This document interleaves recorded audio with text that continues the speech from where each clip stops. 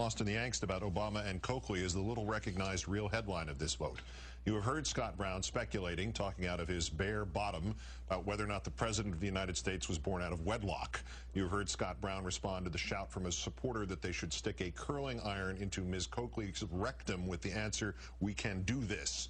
You may not have heard Scott Brown support a constitutional amendment banning same-sex marriage or describing two women having a child as being, quote, just not normal. You may not have heard Scott Brown associating himself with the Tea Party movement, perhaps the saddest collection of people who don't want to admit why they really hate, since the racists of the South in the 60s insisted they were really just concerned about states' rights. You may not have heard Scott Brown voting against funding paid leaves of absence for Massachusetts Red Cross workers who had gone to New York to help after 9/11. In short, in Scott Brown, we have an irresponsible, homophobic, racist, reactionary, ex-new model, teabagging supporter of violence against women and against politicians with whom he disagrees.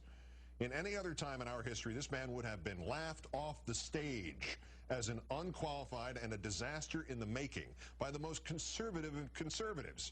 Instead, the Commonwealth of Massachusetts is close to sending this bad joke to the Senate of the United States.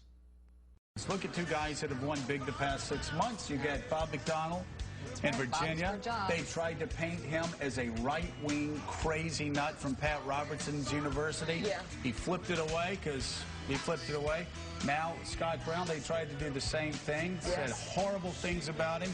A certain person on this network, whose name will not be mentioned, went on a tirade, the likes of which, sad and pathetic. It doesn't work.